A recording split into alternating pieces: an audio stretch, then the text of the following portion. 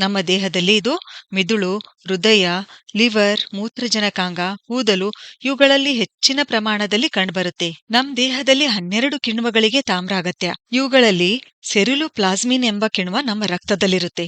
ಇದು ಕಬ್ಬಿಣಾಂಶವನ್ನು ಸರಿಯಾದ ರೂಪದಲ್ಲಿ ಹಿಮೋಗ್ಲೋಬಿನ್ ತಯಾರಿಸುವ ಅಂಗಾಂಶಗಳಿಗೆ ಸಾಗಿಸುವಲ್ಲಿ ಮುಖ್ಯವಾದ ಪಾತ್ರ ನಿರ್ವಹಿಸುತ್ತದೆ. ಅಂದರೆ ಕೆಂಪು ರಕ್ತ ಕಣಗಳು ಹೆಚ್ಚಾಗಲು ಸಹಾಯ ಮಾಡುತ್ತೆ. ಅನೀಮಿಯಾ ಅಂದ್ರೆ ನಾವು ಏನ್ ತಿಳಿದುಕೊಳ್ತೀವಿ? ಕಬ್ಬಿಣಾಂಶದ ಕೊರತೆ ಅಂತ. ಆದ್ರೆ ನಿಮಗ್ ಗೊತ್ತಾ, ತಾಮ್ರದ ಕೊರತೆ ಆದ್ರೂ ಅನಿಮಿಯಾ ಆಗುತ್ತೆ. ಅದು ಹೇಗೆ ಅಂದ್ರೆ, ಕಬ್ಬಿಣ ನಮ್ಮ ಕರುಳಿನಲ್ಲಿ ಹೀರಿಕೆ ಆಗ್ಬೇಕಾದ್ರೆ ತಾಮ್ರ ಸಹಾಯ ಮಾಡುತ್ತೆ. ಅಷ್ಟೇ ಅಲ್ಲ, ನಮ್ಮ ದೇಹ ಶಕ್ತಿ ಉತ್ಪಾದಿಸಲು ಕೂಡ ಈ ತಾಮ್ರ ಸಹಾಯ ಮಾಡುತ್ತೆ. ತಾಮ್ರವು ನಮ್ಮ ದೇಹದಲ್ಲಿ ವಾತ, ಪಿತ್ತ, ಕಫ ಈ 3 ದೋಷಗಳನ್ನು ಬ್ಯಾಲೆನ್ಸ್ ಮಾಡುತ್ತೆ.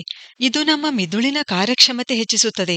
ನಮ್ಮ ಮಿದುಳು ಮತ್ತು ನರಮಂಡಲ ಚೆನ್ನಾಗಿ ಕೆಲಸ ಮಾಡಲು ಬೇಕಾಗ್ತಕ್ಕಂಥ ಮುಖ್ಯ ನ್ಯೂರೋ ಟ್ರಾನ್ಸ್ಮಿಟರ್ಗಳನ್ನು ಅಂದ್ರೆ ನರ ಪ್ರೇಕ್ಷಕ